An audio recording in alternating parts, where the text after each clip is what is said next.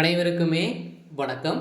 சற்று முன் கிடைத்திருக்கக்கூடிய ஒரு மிக மிக முக்கியமான செய்தி ஒன்று வெளியாகி உள்ளது.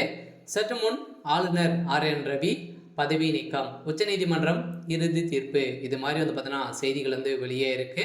ஸோ ஏற்கனவே தமிழக ஆளுநர் RN ரவி மீது பார்த்தீங்கன்னா இவருடைய பதவி நீக்க கோரி மனு கொடுத்துருந்தாங்க. ஸோ இந்த மனுவை பார்த்தீங்கன்னா அதிரடியாக உச்சநீதிமன்றம் விசாரணைக்கு நேற்று எடுத்திருந்த நிலையில் தான் இப்போ தமிழக ஆளுநர் RN ரவியை நீக்க கோரி மனுவை உச்சநீதிமன்றம் தள்ளுபடி செய்ததாக உத்தரவிட்டிருந்த நிலையில் இப்போ ஆளுநர் செயல்பாடு அரசியல் அமைப்பு சட்டத்திற்கு எதிராக உள்ளது என குறித்து வழக்கறிஞர் தாக்கல் செய்த ரேட் மனு மீது உச்சநீதிமன்றம் உத்தரவை பிறப்பித்துள்ளது.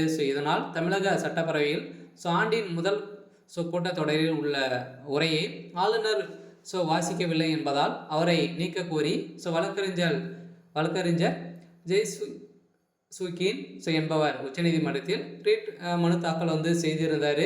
இந்த வழக்கில் ஏற்கனவே தமிழக அரசு பார்த்தோன்னா ஈடுபட்டு இருந்தாங்களே முதல்வர் ஸ்டாலின் அவர்கள் இதுக்கு எதிர்ப்புகள் தெரிவித்திருந்தாங்க. இரு மீதும் நிறைய வழக்குகள் கொடுத்திருந்த நிலையில் இந்த வழக்கின் நடுப்பில் தான் இப்போ அதிரடியாக ஆளுநர் பதவி நீக்கப்பட்டதாக இப்போ செய்தி வெளியாக இருக்குது. சாலா நீதிமன்றமே வழங்கக்கூடிய நிலையில் ஆளுநருடைய பதவி அறிக்கப்பட்டிருக்காங்க.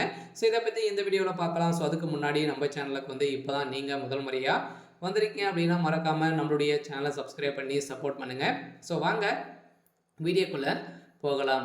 ஏற்கனவே ஆளுநர் RN ரவி அவர்களுக்கும் முதல்வர் ஸ்டாலின் இடையே நிறைய வாதங்களும் நிறைய பிரச்சனைகள் இருந்த நிலையில் ஆளுநர் RN ரவி அவர்கள் திமுக கடுமையாக விமர்சனங்களை செய்து அவருடைய தரக்குறைவாகவும் பேசி வந்திருக்கக்கூடிய நிலையில் தான் இதன் அடிப்படையில் திமுக சார்பில் ஆஜரான வழக்கறிஞர் பார்த்தோன்னா ரீட் அவர்கள் இந்த ஆளுநர் RN ரவி அவருடைய பதவி நீக்க கோரி மனு கொடுத்துருந்தாங்க.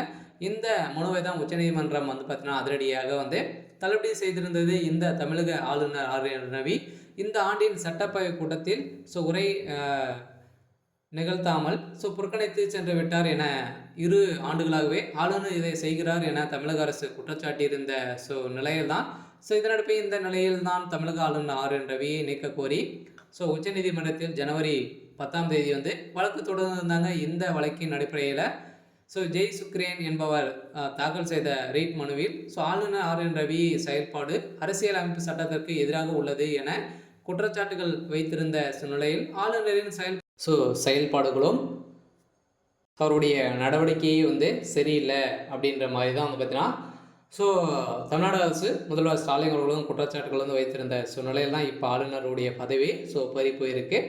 இருந்தாலும் நீதிமன்றம் உச்சநீதிமன்றம் இறுதி தீர்ப்பாக தான் வழங்கியிருக்காங்க. இருந்தாலும் என்ன நடக்க போகுது அப்படின்றத வெயிட் பண்ணி பார்க்கலாம். இது மாதிரி செய்திகளை தெரிஞ்சுக்கணும் அப்படின்னா மறக்காமல் நம்மளுடைய சேனல் சப்ஸ்கிரைப் பண்ணி சப்போர்ட் பண்ணுங்கள். தேங்க்யூ.